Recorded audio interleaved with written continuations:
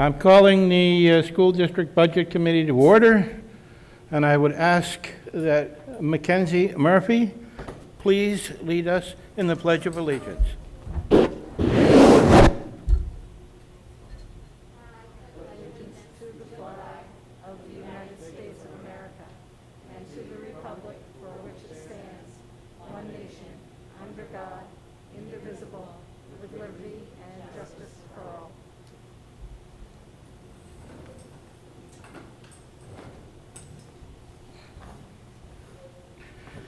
All right, the first order of business this evening is approval of our prior minutes. Do I hear a motion?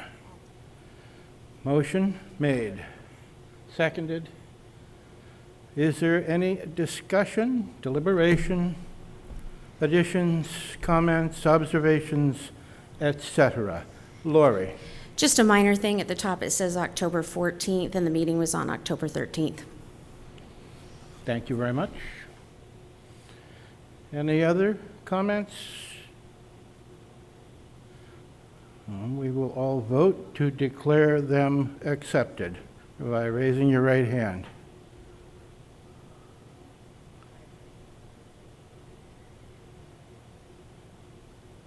Got that count, Pat?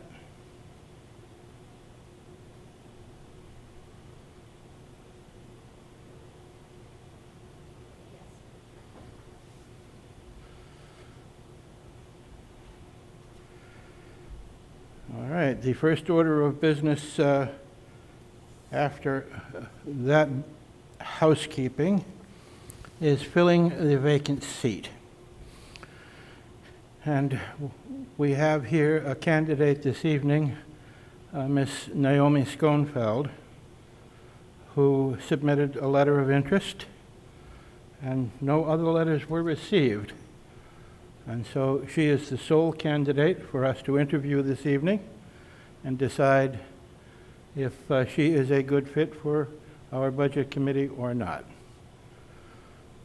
So I am going to place her in nomination, and I am going to ask her to come forward and say a few brief words about her curriculum vitae, and prepare herself for questioning from the committee members.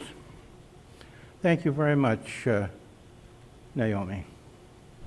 Thank you. It is a pleasure to be here.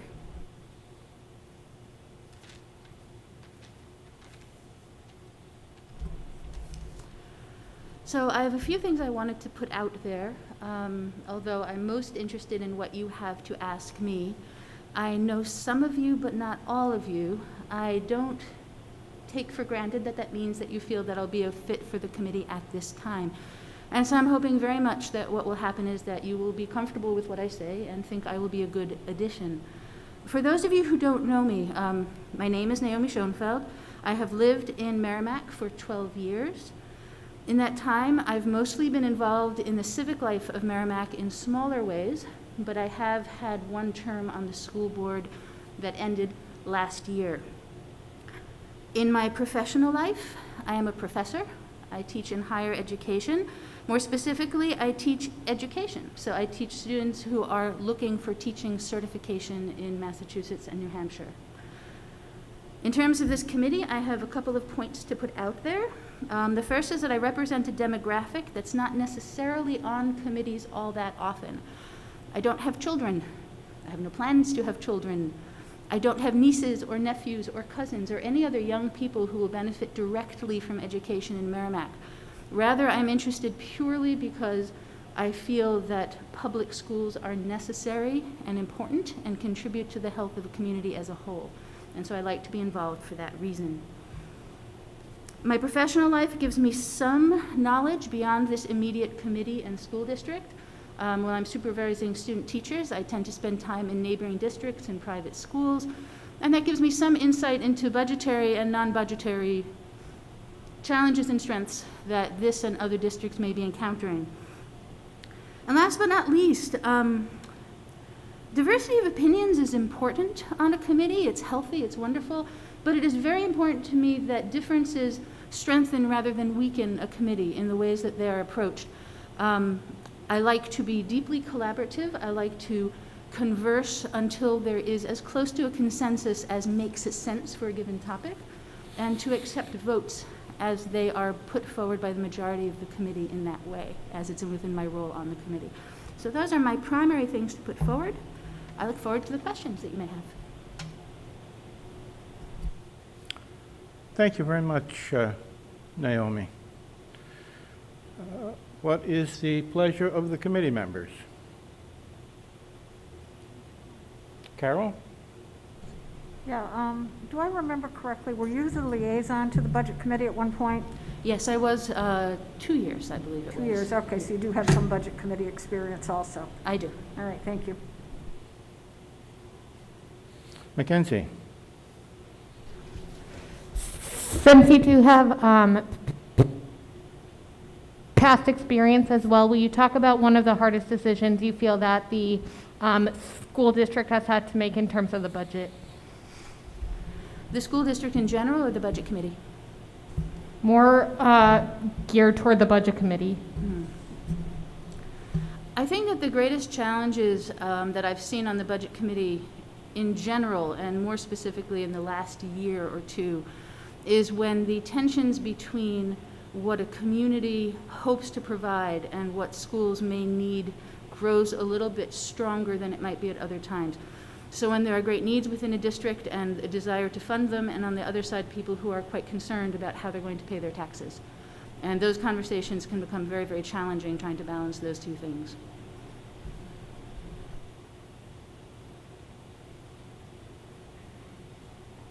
Carol?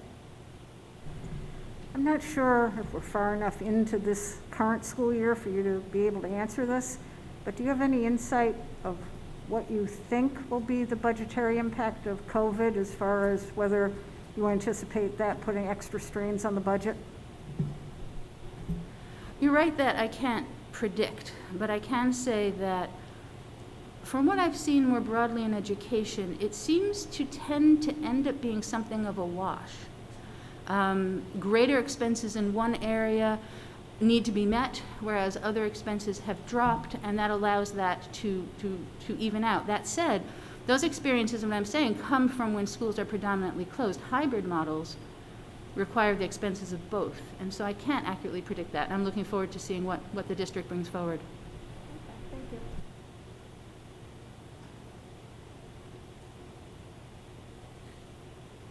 Any other committee members?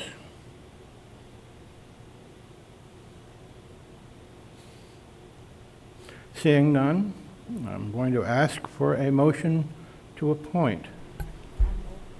Carol makes the motion, seconded by Lee. Would anybody like to speak to the motion? Pat, could we have a roll call vote on this?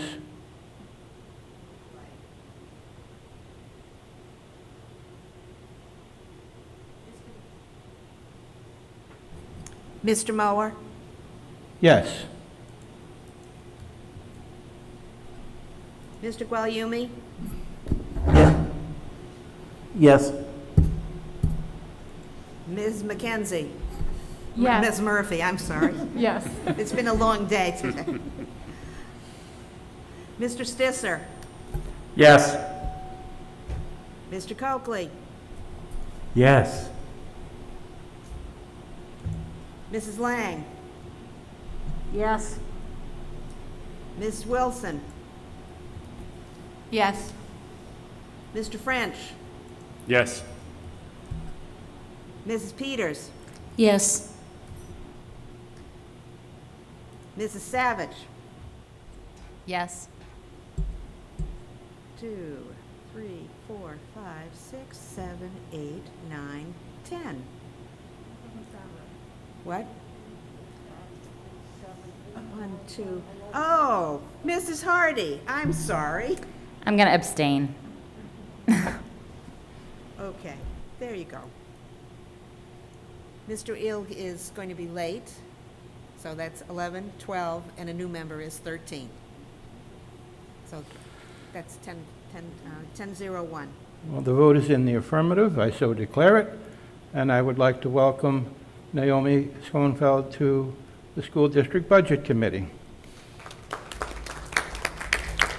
I'd also like to call a recess for about 3 or 4 minutes while Naomi is sworn in, and then resume the meeting with her full participation on the board.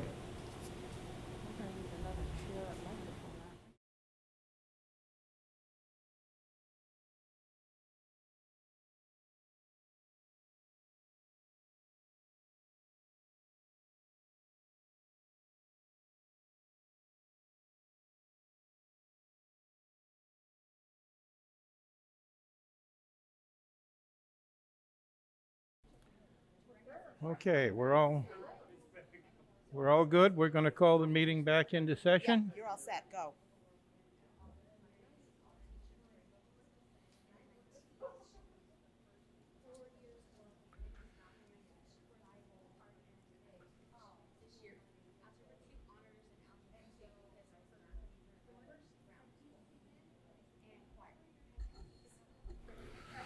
There is a meeting on November 5th as scheduled, and we will be receiving more information relative to training and more information relative to a review of last year's budget from the administration.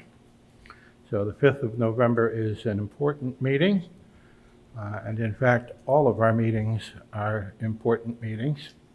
And we all agreed when we took an oath of office that we would do all in our power to attend these meetings and participate. Jenna, you have the unfortunate the unfortunate luck of being thrown into an alternate position this evening on the board. And I realize how new you are. It's a great loss as far as I'm concerned that you are not sitting on our board. But I am very hopeful that your participation on the school board will be engaging and profitable. And you have all of my hopes. In terms of being a liaison, if you would please confirm to the school board that this year, perhaps above all others, it is vitally important to have a liaison representative at all of our meetings, prepared to do business, prepared to convey to us the questions that we might have regarding both policy and finance as the budget is being developed and as the interests of our staff and employees and school district students demand our immediate attention at all times this year. So I hope that we will be receiving substantive information on a continuing basis. Thank you.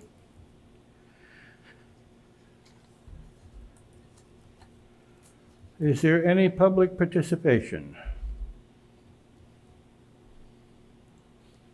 Would anybody like to step down from the board and participate as a public individual in return, or giving full consideration here to public participation? Seeing none, then we are moving forward.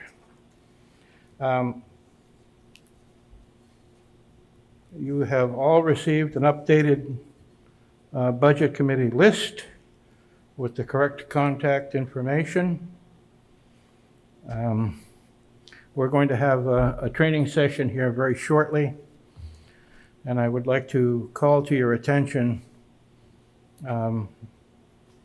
what some of us old-timers have always understood, and that is that a public meeting is one that you must attend. You can't attend a public meeting by some other convenient technology.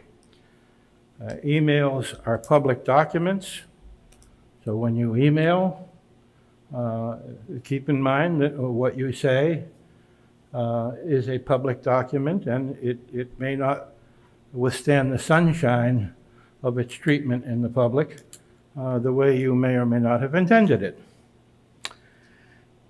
And I also want to caution you all to not get engaged in lists where you might be violating the right to know law, causing undue concern for the school district and undue expenses for legal counsel. Any communication between three public employees becomes a violation of the right to know law. Excuse me, not public employees. Any three elected representatives. All right, give me the right words here, Pat. It's a quorum, not three. Quorum, not three. Yes, quorum, thank you. That can get out of hand very easily.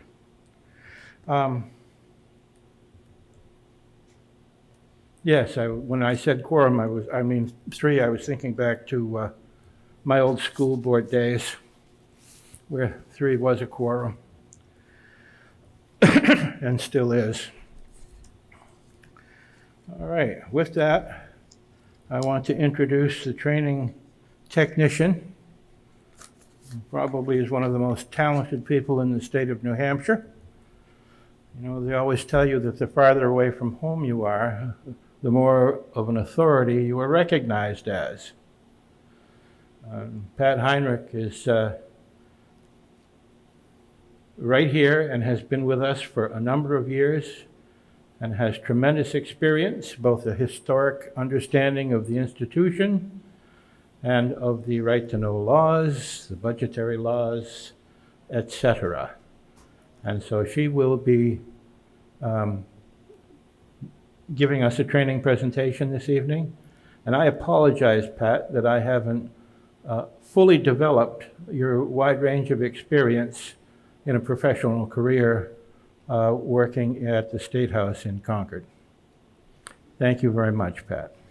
I'm sorry, before Pat starts, may I say something, or I have a question? I believe in our last meeting, we voted to do the training on the 5th, and per Robert's Rules of Order, we cannot proceed to the training unless we take a vote on that, just to keep everything above board and by the book. I'm sorry, I'm not quite sure what your complaint is. I'm not complaining, just in our minutes. Well, would you please reiterate Sure. your concern? My concern is at our last meeting, Mrs. Savage made a motion, and it was seconded, and we voted unanimously to hold the training on November 5th. We are holding a training on November 5th. So, okay, I apologize. And what is the training tonight versus that training? Versus that training, it's additional training. Okay. I'm not sure that was made clear because in the minutes, it only talked about training on the 5th. And the public was invited to that training. Well, I'm sorry, I don't see the conflict.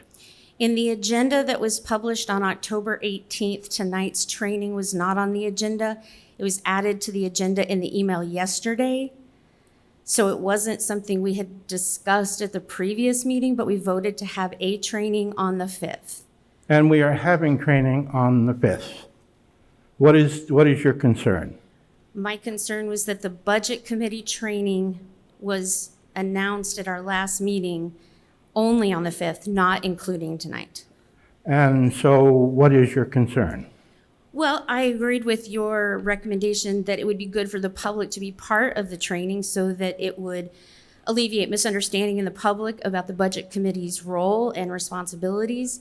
And with the change in the agenda yesterday and it not being posted, the public would have no way to know they could come tonight. The public had every opportunity to come here this evening. This is a legally posted meeting. I see no one in the audience. I won't recognize your concern as legitimate for the purposes of this meeting tonight. That is the chair's decision. Pat, would you continue, please?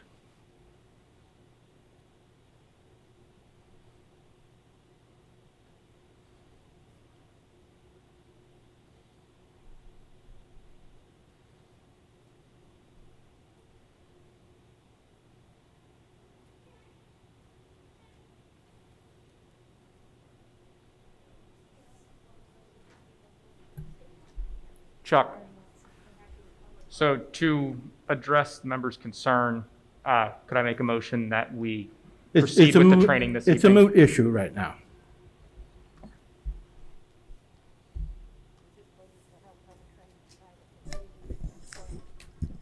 Is this,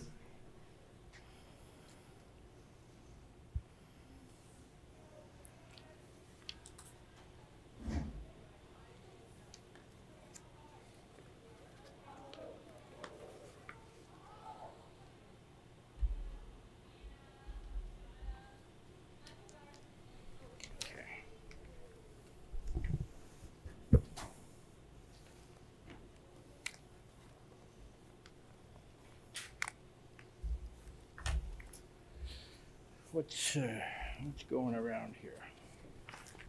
just take a whole packet? A whole packet.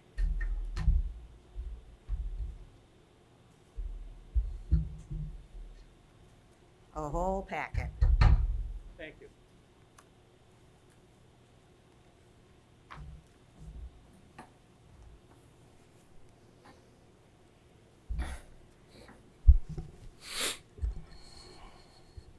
If I may address an issue that Mrs. Peters raised, Robert's Rules is not something that most public bodies operate under, unless that public body decides it wants to.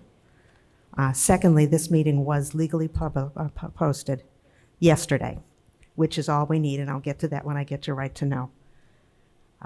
But it is also, the training is being recorded, and I was prepared for public to be here because I have copies of the packets that I would have given them. But the minutes also did say that the point was to get to the training sooner rather than later. Yes, and I understand what you're saying, actually, and if it would have been the body's decision. I've also been a moderator of school district meeting a couple times, too, and it's rules of the chair or rules of the moderator, but the body can always overrule the chair. So I apologize, because I really hadn't expected to do this today either. I've been getting ready for this an election next week, and I've been running around getting ready with that. So it's been in it. So I wanted to tell you all, talked about, for those of you that don't know, I have been the Merrimack School District Clerk for 25 years. I've taken minutes for the Planning and Building Committee for 30 years, and taken minutes of the Budget Committee for 20 years. I've also spent 18 years as a library trustee, where I was on the State Trustees Association board, and I've done trustee training on budget and right-to-know laws for 15 of those years. I worked at the State House as the executive assistant, if you will, for 2 state agencies, and my job as the executive assistant was to know the laws, because the members of the lay public that were on those committees didn't. So I was expected to know how to post a meeting and what it was that the laws for those agencies said and what it was that they were supposed to do. And at the time, there were judges and lawyers as well as other members of the public on those committees, but it was still my job to know the law. So I've done, because writing a budget as a library trustee, presenting a budget as a library trustee, I've been on the other side of the table as well as on the table that you're on. And I've presented training in right to know and budgeting for quite a while. So bear with me. Matt has actually reviewed this. And if there's anything that you have questions on in the training, Matt is going to be available on the 5th at the beginning to answer any questions that you might have. And as we go through the budget process in January and February, Matt's going to be there too. So, in fact, he asked for a copy so that he could use it, because he does training sometimes. So, having started that, we are an SB 2 town, Senate Bill 2, because many years ago, the legislature in New Hampshire passed a legislation that allowed towns to meet, to change the ordinary town meeting or annual school district meeting. We used to have school district meeting in March, on the second Tuesday of March, and we used to vote for school district employees, or school district officials, excuse me, in May, in conjunction with the town. When SB 2 passed, and it's still called SB 2, even though every year there's a new Senate Bill 2 in the legislature, this particular form of government is still called SB 2 towns. It means we have 2 sessions, a deliberative session that happens, and then 6 weeks later, we have a voting session. And deliberative session is when we explain all the warrant articles and the budget. People can amend things, all of the warrant articles, and I've given you a list of what I'm saying. I didn't see that I really needed to talk so much about all of these things. Articles can be amended. Articles can be zeroed out. But no article can be amended to change the subject matter. What that means is if the school district should decide it wants to spend $100,000 to build an athletic field, on the floor of deliberative session, they cannot say, gee golly, we really need to fix a roof at the upper elementary, so let's take that $100,000 and put it into the upper elementary. The subject matter of that bill is a field at the high school. We can't change it for the upper elementary. We can say we only want to spend $2. The body at deliberative session can amend warrant articles. The body can also, where was I? I'm sorry. The dollar amount may be changed, but you can't change the amount, you can't change the subject. All warrant articles, all of them, even if they're zeroed out, are put on the ballot. And petition warrant articles may be changed. There's always people that are, yes, petition warrant articles may be amended to change the dollar amount up or down.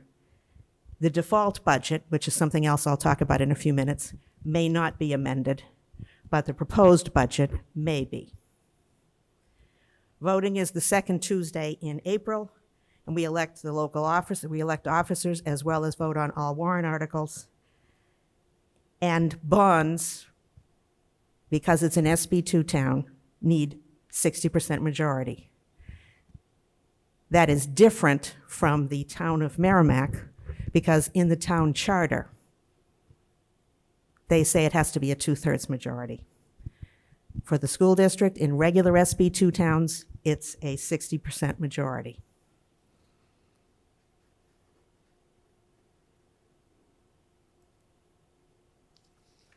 I have given you a copy of the deadlines, just for your knowledge. Department of Revenue Administration puts out a variety of technical advice for you. Something called the Technical Assistance for SB2, which says a lot of what we're going to talk about. And those are the deadlines. We have to follow those deadlines. The budget hearing shall be held on or before the 3rd Tuesday of February. I've also, at some point when we're wading through, we're going to get to, there's a calendar for the rest of the year that's in here for you to look at, and those are the dates for January and February. The MS-27, the last date for the Budget Committee to deliver the budget, we have to sign a document called the MS-27, and we'll get to, I have a copy of that for you.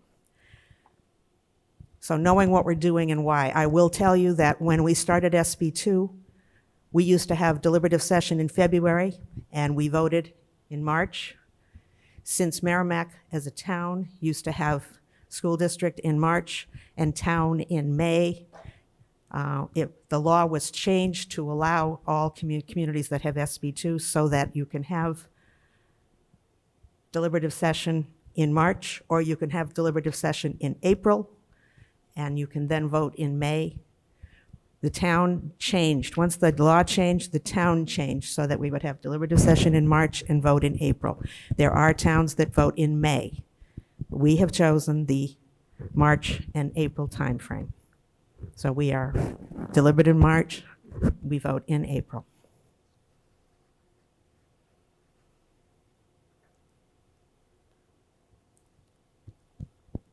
What Chuck alluded to earlier is the right to know law.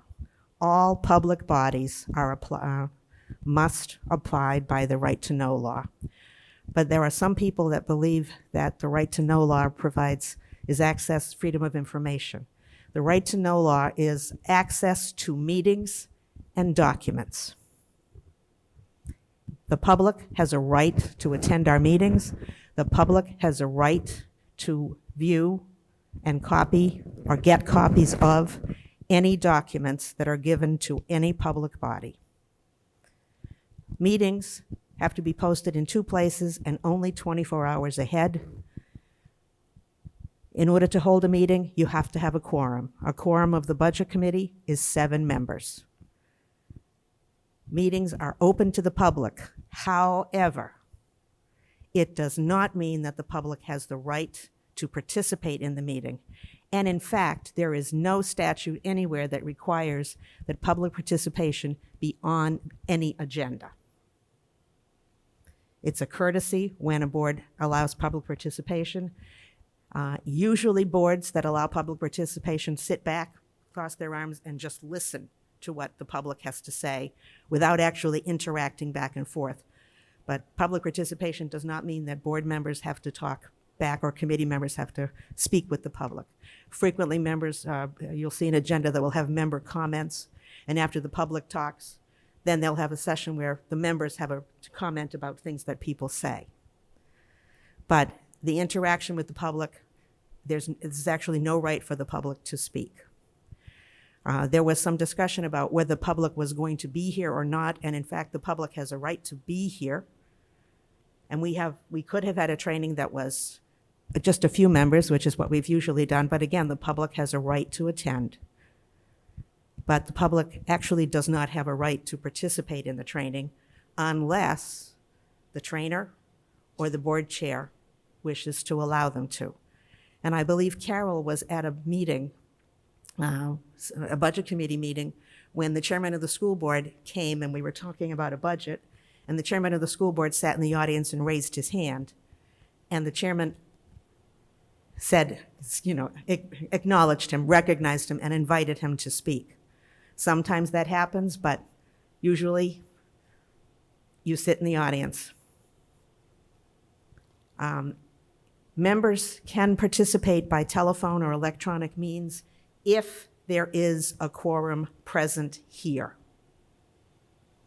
And as some of you are aware, last year, this committee, for the first time in over 30 years, ran into quorum problems. Now, because of COVID, the governor signed an emergency executive order that allowed bodies to meet electronically, virtually. But that's going to end, and unless the legislature changes the law, everybody's going to have to go back to public meetings where you meet in public. It is what it is. The hardest thing about the right to know law is that many members of the lay public found those meetings to be really, really efficient, or it was so much easier than I didn't have to get up after dinner and go out. I don't know that we're going to see that become permanent, but that's one of the things. The second thing that's really hard, and it was one of the things I had to do in Concord all the time, was people found it very, very efficient to email everybody on the board and say, hey, I need something. And they'd email everybody on the board. And then everybody on the board would reply all to everybody back, and there'd be a discussion. Guess what? Board members talking in a discussion is a meeting out of the public eye. So please, please, please do not reply all. That's part of the reason that I've been sending emails out and asking you to reply to me, because I'm not a member of the body. So we're not violating the right to know law. When I was teaching library trustees, many of those are on small boards, and without realizing it, they'd email 2 other people on the board, and it was a board of 5 people. They're having a meeting. The good news for the budget committee is a quorum of the budget committee is 7. Usually you're not going to send one email to all 7 people. And years ago, I remember somebody having small meetings and announcing that they were doing this so they wouldn't violate the right to know law. Instead of having everybody together, That's the intention of the right to know, is to meet in public. So actually, even by announcing it, this gentleman was violating the right to know law. So please be very careful. It's very hard for members of the lay public to understand that as a public body, you got to do it in public. And be very, very careful. Your phone numbers are private. Your addresses when you ran for the position, it's right there.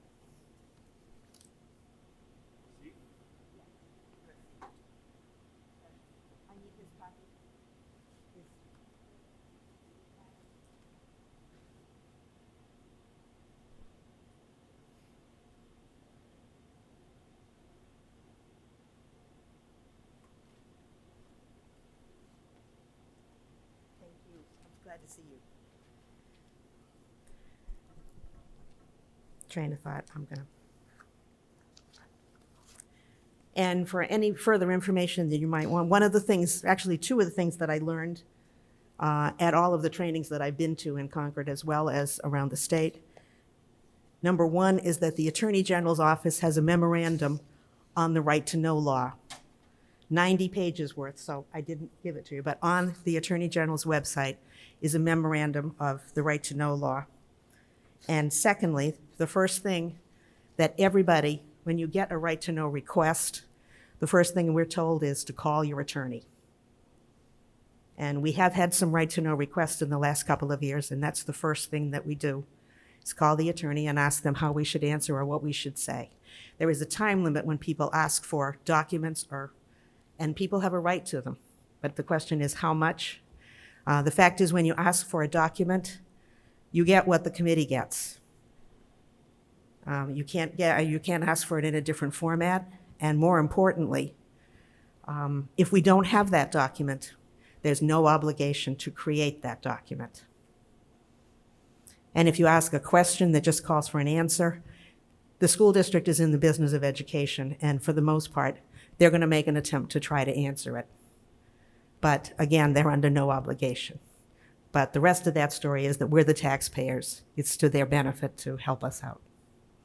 And they will try.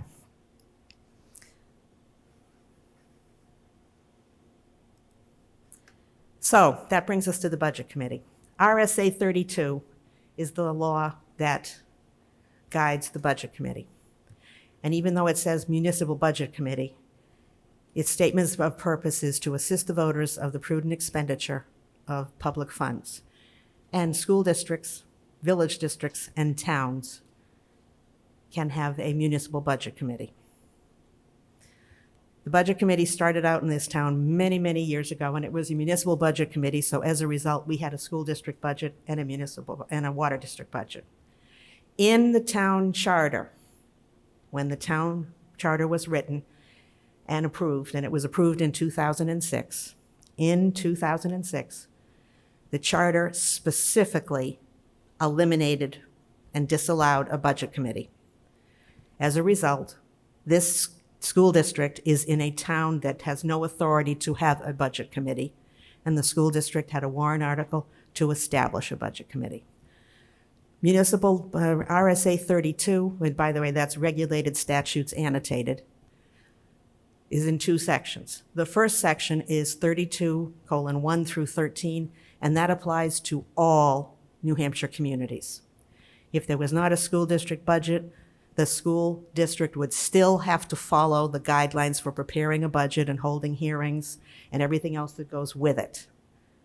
But we do have a budget committee, and that's covered by RSA 14 through 32. There's also a section in 32 about how to dissolve a budget committee if you would like to. And yes, there was an attempt in 2012 to dissolve the budget committee. It failed. So the budget committee still exists. Membership of this budget committee, 3 to 12 elected members. They can't be a full-time school district employee, they can't be a part-time department head, and they can't be a member of the governing body. The governing body right now is the school board. One member of the school board is a voting member of the budget committee. They may also have an alternate, which is Jenna, who is here tonight, and that member can't be the chair of the Budget Committee. A member at large has to be the chair of the Budget Committee. Vacancies on the Budget Committee are filled by appointment of the Budget Committee until the next election. And absences, 4 consecutive absences, constitutes a resignation. And it has happened on this committee at least twice that I can remember. Yes, ma'am. Shouldn't that say unexcused absences? Yes, it should say unexcused absences, thank you. Which brings me to excused or unexcused. It's the call of the chair. And he and I are in discussions right now, but nonetheless. A friend of mine is the chair of the Budget Committee. In fact, my boss in Concord, when I worked there, is the chair of a Budget Committee in Sanborn. And in her world, if you called her and said, I'm sorry, I'm not going to be able to attend a meeting because we're going to go on a cruise, she doesn't excuse your absence.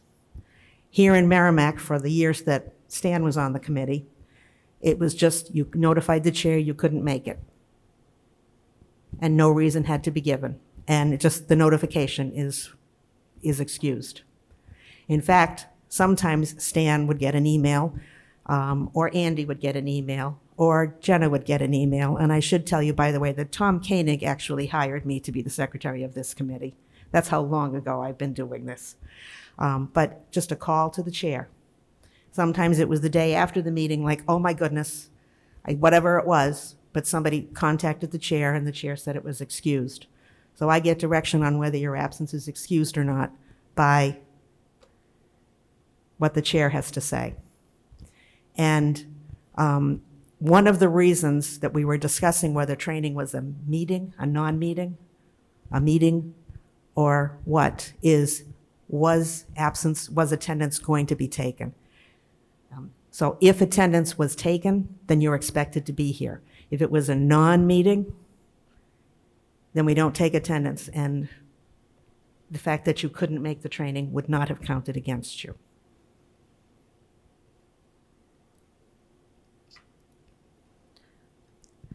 Definitions in the 32, appropriate is the authorization to spend a specific amount for a purpose.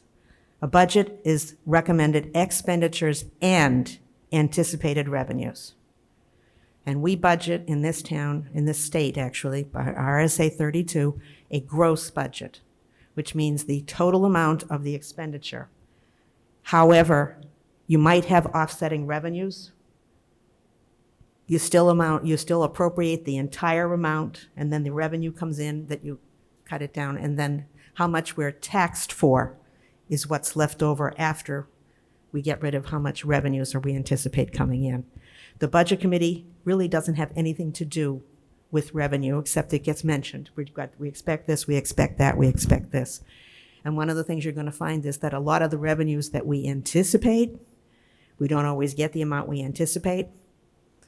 And we try to plan, and Matt will go through this with you, particularly from state revenues. We're hoping we're going to get everything we expect or we're supposed to get, but we don't always.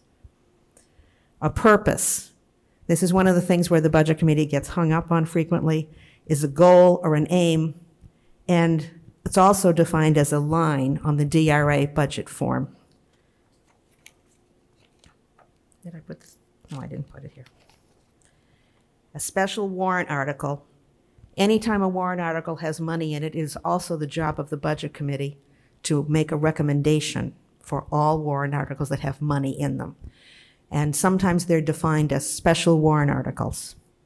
A special warrant article is one that's petitioned, or one that is a bond, or one that has an appropriation that you're going to or from a capital reserve fund, is designed as a special, or is designated by the governing body as a special warrant article, or as non-lapsing, or it's an appropriation for a capital project.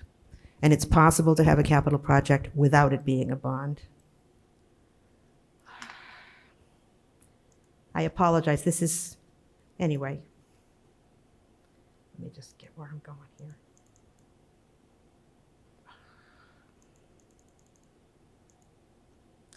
So, duties of the Budget Committee are to prepare a proposed operating budget.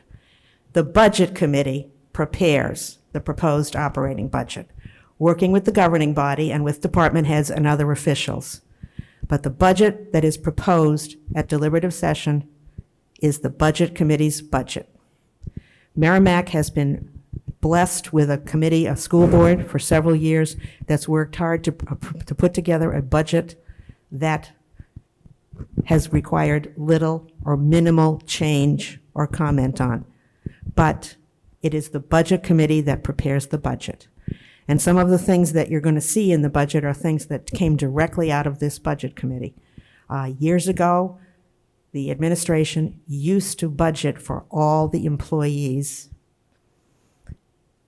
And members of this Budget Committee said, wait a minute, you already know that someone that's retiring, you're going to replace with a cheaper staff member. So why are you budgeting the higher rate of pay?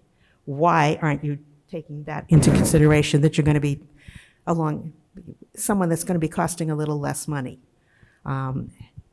Insurance, all of these things that are negotiated, we have no control on the Budget Committee over the collective bargaining agreement and what goes on that. However, the Budget Committee has made suggestions that school board members have used as part of negotiating. And take a look at how, here in town, the insurance plans that we've had and how they have changed. The Budget Committee, again, makes recommendations on budget and all moneyed warrant articles. The Budget Committee holds the public hearing on the budget. And if you look back on your Senate Bill 2 timeline, there is a date by which we have to have the public hearing. And last year, we didn't have a quorum. So we had an emergency where we had to call somebody on the phone to make the quorum for the public hearing. The Budget Committee has to figure the 10% limit, more on that later. The Budget Committee has to forward signed copies of the final budget and recommendations to the clerk and the governing body. I've given you a copy of the MS-27, and the reason I gave you a copy of the MS-27 is there is discussion about zeroing out budget lines. What you're zeroing out is a line on the MS-27, not necessarily a line of the many, many, many, many details. So I gave you a copy of the MS-27 so you can see what it looks like. And I was telling Chuck earlier, in memory, but one of those lines on the MS-27, and by the way, this document, the Budget Committee signs. We need a quorum to sign this before it can be posted. So we will be asking all of you, and every year it seems we run around to try to get signatures on this to be sure that it is signed by a quorum. But take a look at the lines that are there. And think about trying to zero one of those lines out, and it's virtually impossible. It's possible to cut total amount of money in there, but this is the MS-27, and it spells out the whole budget. One of the lines in here I would call attention to. The fact is there's a line about construction of a facility. Many, many years ago, the Water District built a warehouse. And there was nothing in the line for construction, $0. And the Budget Committee called them on that. And when I get to the end, but the Budget Committee has the authority to petition the Superior Court to take them, to get rid of them if they make a mistake. So it was corrected, it was all worked on or whatever, but the Budget Committee has a variety of authorities. Periodically, the Budget Committee should be reviewing expenditures, and indeed, that's what you're going to be doing on November 5th. And maybe that's something that you're going to want to be doing a little more often because COVID is certainly affecting us all, and we don't know how. The Budget Committee also gets to consider emergency appropriation requests, because particularly in what we're in right now, there may be a need we're overexpending the budget, or we need to buy something, we need to appropriate funds in something different than what we want, has to come through the Budget Committee. The governing body, which is the school board, is supposed to, in this town, the governing body prepares the operating budget. In as I said, my friend's town, they start at zero and build. That's what she wants to do. We could do that too. The governing body furnishes information to the Budget Committee in whatever format the Budget Committee wants, and that's the way the statute reads. And the governing body holds a bond hearing. So if we were to propose a bond for like building the addition out there that was built many years ago, or the middle school, we'll use the middle school, because that's almost coming, the bond is almost paid up. The Budget Committee holds a public hearing on the middle school bond warrant, and the school board holds a bond hearing on deciding the term of the bond and the amount of the bond.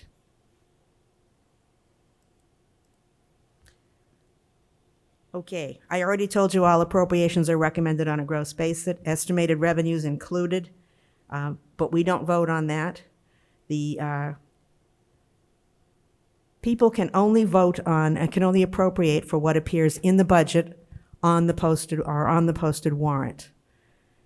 This is technical, but if a purpose cannot be added at deliberative session, if it's not in the budget and it's not on the warrant, we can't say, oh golly, we had an emergency last week, so I propose a warrant article for this at deliberative session.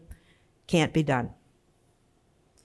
The format of the proposed budget, this is just an FYI, is what was voted on for the immediate prior budget, what was spent in the immediate prior budget, the current budget, and what they're proposing. And you're going to be seeing a line in your budget it was what the school board's proposing, but you will also see the budget that the Budget Committee proposes. And the one that gets voted on is the lines that the Budget Committee proposes. And negotiated cost items, bonds or contracts, collective bargaining agreements, CBAs, all have to be completed by the Budget Committee deadlines. The last date for that public hearing, the collective agreement has to be voted on and approved. The bond has to be agreed and decided on. Can't happen after that.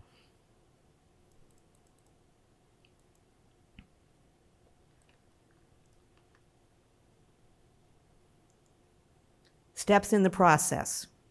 Now, I have given you a couple of things here, but the governing body and the administration prepare an estimate of expenditures and revenues. They send their proposed budget to the Budget Committee. Usually, the beginning of December, the budget that is given to the school board by the administration is made public. They get a massive notebook, and when they get the notebook, we get the notebook. Once it's made public, it becomes available for the Budget Committee to pick up the notebook. You'll be asked, and as soon as we know this, we'll send you an email and tell you what date. The Budget Committee notebooks will be available at the superintendent's office, and you'll have to go sign for it and pick it up. Then, in Merrimack, we have teams of liaisons. Also attached to there is a liaison request. Every Budget Committee member serves on 2 liaison teams. Usually, the chair tries hard to give you at least one of your first requests.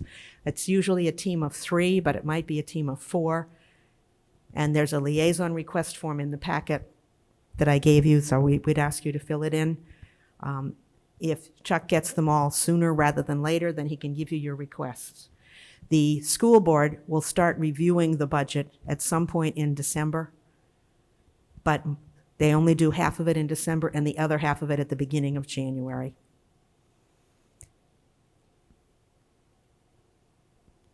When we meet, and there is a calendar of meeting dates for January also in your packet, starting in January, we will be meeting with administration and department heads. And you have a schedule in front of you, and those dates are confirmed, and they'll be here. We meet one week with schools, all the school principals and assistant principals, and the next week we meet with the department heads of, they're spelled out for you, library, technology for Jordan, and maintenance, special services, food service, and then the administration with the overall budget. They come in one week. Then the committee has a work session to formulate the proposed budget. Usually what happens is bottom line authority. Or not usually, what it is bottom line authority, but usually what happens is if you're going to make a cut in the budget, we ask you to propose a suggestion of where. We will be effectively cutting the bottom line, but you will be telling the public and the school board where you believe they should be cutting money or where they should be adding money. For Norm Phillips, who is actually the person that proposed the warrant article and it was a petition warrant article to have a school board, it is not the purpose to cut the budget. The Budget Committee's purpose is to determine if the amounts proposed are prudent and adequate. Cutting the budget just to cut the budget isn't necessarily adequate. The Budget Committee holds a public hearing, and then the Budget Committee approves and signs its proposed budget, and that's that MS-27. We need your signature on that MS-27. And then the Budget Committee actually presents the warrant article for the proposed budget at deliberative session. It is Chuck who will propose the budget. Traditionally, it would be the vice chair, Jordan, who would second the budget and take the questions on the budget. It's a cooperative, collaborative effort because often the Budget Committee has to defer to the school board on certain things. The principals and department heads do not come to deliberative session. So it's up to you guys and the school board to answer the questions. We have to have at least one public hearing, and all purposes and amounts must be discussed or disclosed at that night. And the default budget has to be explained at the public hearing. The default budget also has to be explained at deliberative session. It is possible that all purposes and amounts have not been voted or recommended yet. And sometimes if we get a petition warrant article that day, which is what frequently happens, and the school board hasn't even seen it, still the Budget Committee recommendation is the rule. And by the way, I should say, as far as the Budget Committee recommendations go, it was also the town of Merrimack that's not only started putting the recommendations on, but again, it was Norm Phillips that wanted the vote of the recommendation. Because for a taxpayer or a voter, if a recommendation is from the Budget Committee 1300, a voter might think one thing. On the other hand, if a recommendation is 7-6, maybe the voter's going to think about it a little bit. But Norm thought it was appropriate, so we started putting the vote totals on the warrant. And that's now part of statute. If the community wants to do it, they can. We're already doing it, and we started doing it before the statute passed. So, the default budget. In Senate Bill 2 towns, the vote you vote up or down the budget. If it was a regular town meeting or a regular school district meeting, we'd stay there all night till we had a budget approved. But because we're voting paper ballot, we have to have money for the district, for the town to operate. So we propose a budget, and then there is a default budget. The article says if the proposed budget fails, then the default budget is this much. The default budget is an amount of the prior year budget, reduced or increased by debt service, contracts, other obligations incurred or mandated by law. It is reduced by one-time expenditures and the salaries and benefits of eliminated positions. The amount may be lower or higher than the proposed budget. The default budget is approved by the school board unless there is a warrant article that says, you know what? We want the Budget Committee to approve the default budget.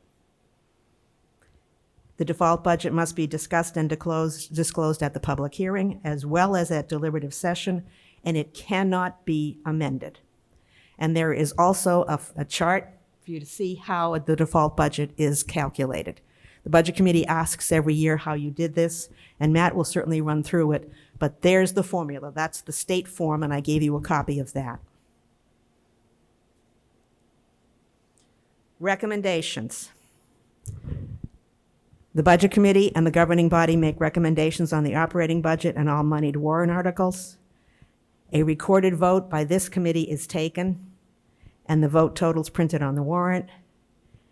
If moneyed articles are amended at deliberative session, the Budget Committee may meet or not, but usually it does, and it may decide that it wants to revote its recommendation. Once a recommendation by the school board or by the Budget Committee is voted, it cannot be changed unless the warrant article was amended at deliberative session. And just because it's amended doesn't mean that the recommendation is going to change. But if the recommendation is revised, it is that newly revised recommendation that gets put on the ballot. And that's why I run around the night of school district session, because I've got to get if the school board voted or the budget committee voted, because I've got to order the ballots to get them in quickly and the draft approved so that I can get the ballots back so I can send out absentee ballots, because there's a real short time window between deliberative and when we actually vote. The 10% rule. The body at deliberative session may not amend the amount approved by the budget committee more than 10%. This means the proposed budget and all moneyed warrant articles that are recommended. You put that total together, the amount of that total together, and the body cannot decide, well, gee golly, the fire engine that we want at town meeting is going to cost this much. We want to add some money to it. We can add, but no more than 10% of the recommended amount. And I've also provided you a copy of a sample schedule. I could go down and go through the whole piece with you. The total amount is the budget plus special articles minus fixed charges. Fixed charges are bond and principal payments and mandated assessments. If there is a CBA, a collective bargaining agreement in there, that's another fixed charge. And it is the first session budget committee recommendation that determines that 10% rule. It is also possible on bonds, and only on bonds, for the governing body to put an override of the 10% rule as part of the wording of the warrant article. Matt's better at explaining this, but basically, on the sample that I gave you,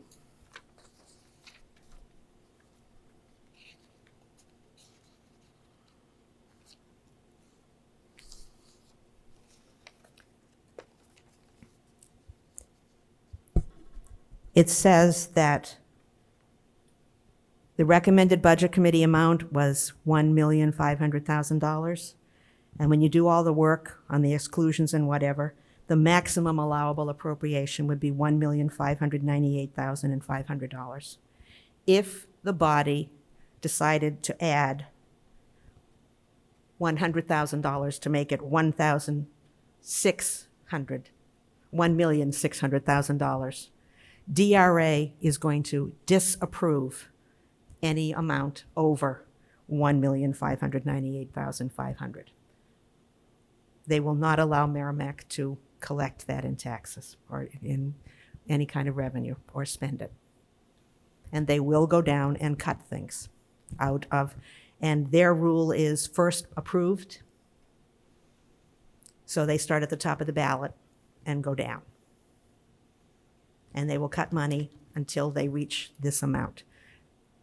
This is another reason why the budget committee, it is maximum allowable of the budget committee's recommended amount. And I have some other formulas to give you, but this was the simplest one and the easiest one. And if it comes toward this, yes, the superintendent's office, Matt, will be talking to people about what it'll affect and how it will. Yes, there were years ago building the all-purpose room at the Mastrocola Elementary School. The bond failed, and this was old time, but the bond failed, and at the end of the evening, added into the budget was the amount for that all-purpose room, but it was under 10% of the budget committee recommended amount. So we were able to approve it and purchase it. CBA's collective bargaining agreements, and I believe there is one coming up this year. The budget committee will vote to recommend or not recommend. However, all the budget committee is voting on is the cost items. We can't change any of the agreements in there. It goes on the warrant whether it's recommended or not.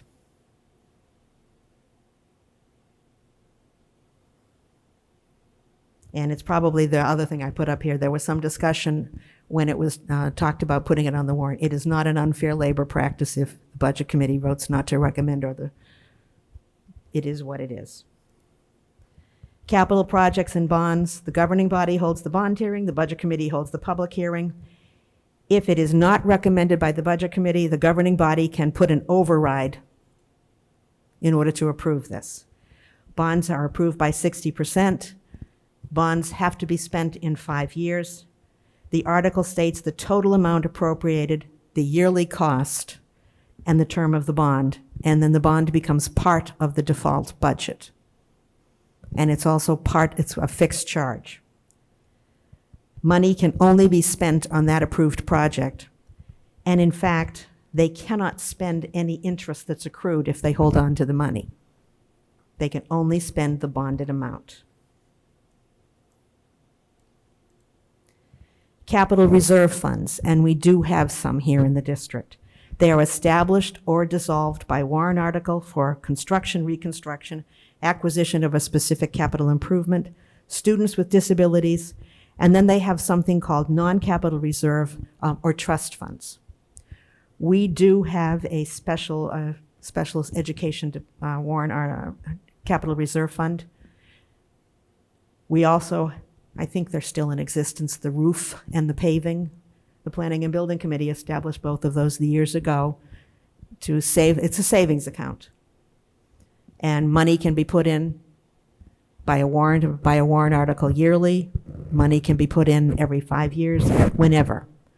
You can also put money in, as it says, their payments into the article can be by an appropriation.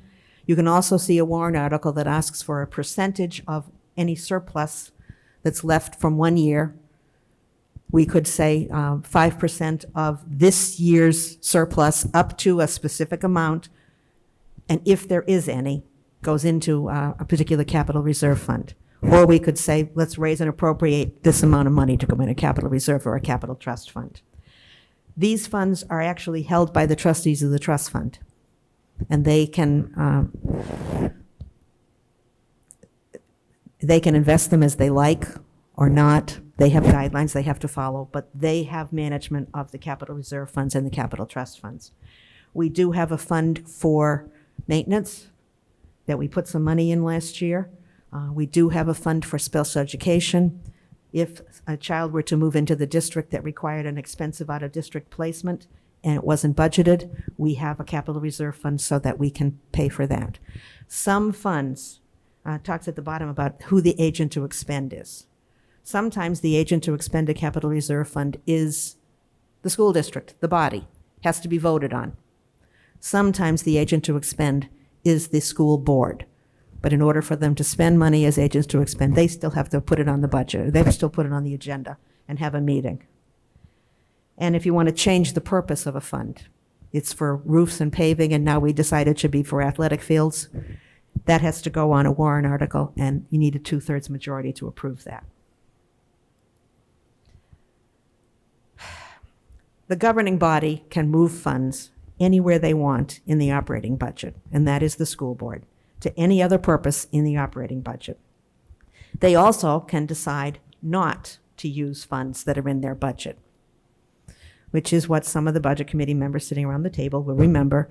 We put money in for a roof over this room, and it had been cut out by the school board. The budget committee put it back in, and the school board decided they didn't want to spend it. That's their right. And then 2 years later, they came and they said it's time to fix the roof over the cafeteria. And it cost more. Oh well, but it's their right. And the budget committee cannot dispute or challenge it. They can speak up about it, but they can't change it. It's the school board's authority. They have the authority on the budget, on the money, how to spend it. Lapse of appropriations. All appropriations end at the end of the fiscal year. And we got a question about this recently, but the fiscal year runs July 1 to June 30. The reason that this is interesting from a budget committee perspective is we actually, in the state of New Hampshire, have several towns that have a fiscal year that runs January 1 to December 30, and they don't have their town meeting until March for the year we're in. So they have, again, legislation allows them to be spending in anticipation of what they approve in March. I think we're much smarter here in Merrimack, but I certainly worked as a library trustee around the state with trustees that were trying to figure out their budget and how to work because it was January to December 30. The only reason that an appropriation would not lapse, if it's in a non-lapsing fund like our capital reserve funds, we get to keep that money and roll it over. If it's part of a bond, or sometimes in a special warrant article, you might encumber it for one more year if you get a contract for the rest of the money, or if it's designated as a non-lapsing article for up to 5 years. But they have to put that in language in the article. Limitation on expenditures, the fact is we can't overspend the budget. The appropriation in the warrant articles can only be spent on the warrant article purpose. I've already mentioned that twice, so I'll just keep going on. You can't spend for a purpose that's not in the budget. So if there's a line that's zeroed out on the MS, you can't spend on that. Or if you just didn't put money in it or something, but if there's not a purpose in the budget, and remember, we're talking the lines on the budget, on the MS 27. And then, no means no. If a warrant article, for example, this year, the warrant article for the turf field failed. If by some lucky chance there was money left over, the school board could not use or decide to take money and build that turf field because the warrant article failed. No means no. So the voters said we don't want it, and even if the school board has money, they can't spend it on it. This is one of the reasons why here in Merrimack you will find that many of the capital improvements, you won't find roofs as a warrant article. We often will put those into the operating budget because if a leaky roof that we wish to replace fails and the voters have said no, now what do we do? So if you'll find that a lot of capital projects are put in the operating budget. Last year, several of the warrant articles were for items that we could put off. They weren't considered as absolutely essential. The school board has been good about only putting the essential repairs that we can't put off into the budget because no means no.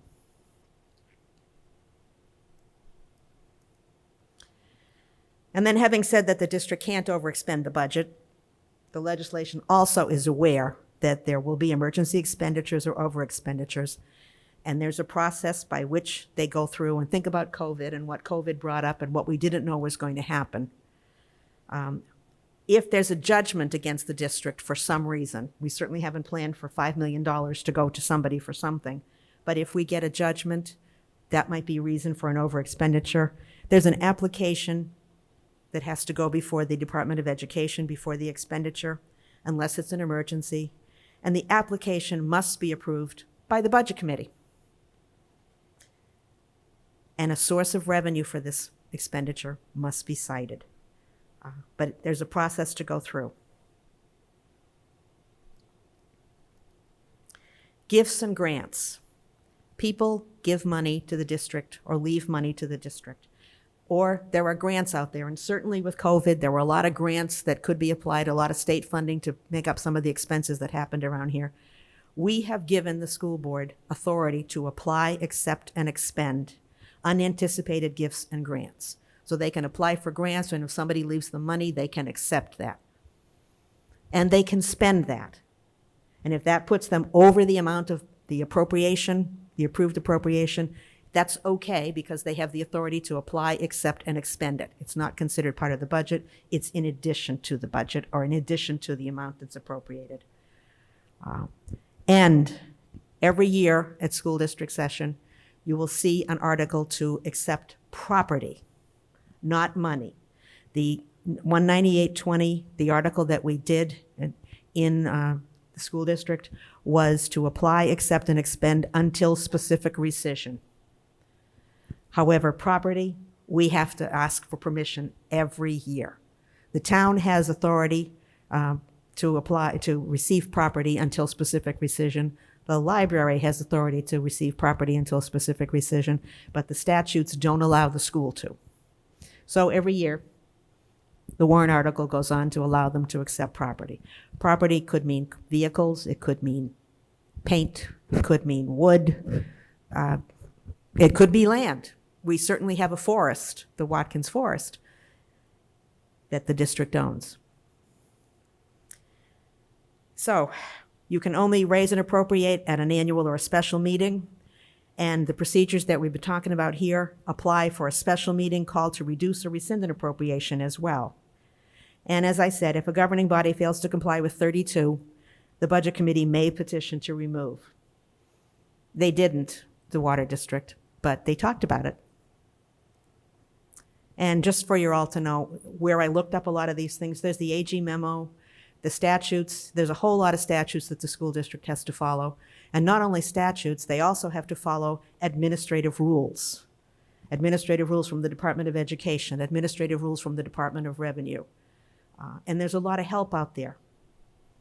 One of the things for the liaisons, just to be aware of as the committee, one of the things that this committee has done for a long time is for the liaison teams, when Chuck gets them assigned, there's 13 of you.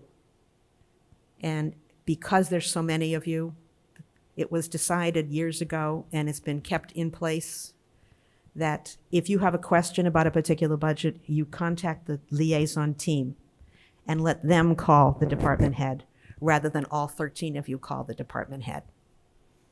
But the department heads make time, and they do meet with the liaisons and take them on a tour. And Naomi will tell you that when she was on the school board, she took liaison assignments, because this way she got to go around and see the schools. As a member of the school board, she didn't do that, but as a member of the budget committee, she did. It's a way to learn what's going on and get firsthand knowledge and ask the questions.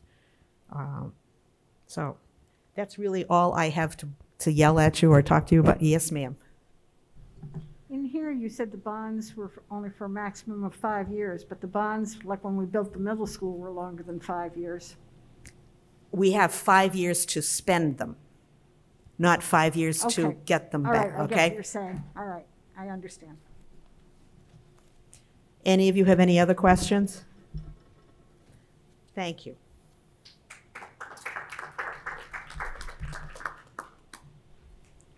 Pat, I would like to thank you on behalf of the School District Budget Committee for the exhaustive research and the work that you put into that presentation. I'm sure we found it very illuminating relative to the depth of our responsibilities and the framework that we have to work within to get to the school district meeting on time.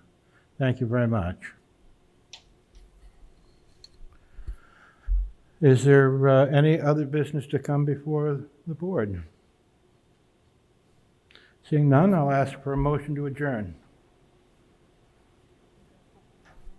Oh, we had questions or motion? Yeah. Second? Vote? Thank you all very much for attending.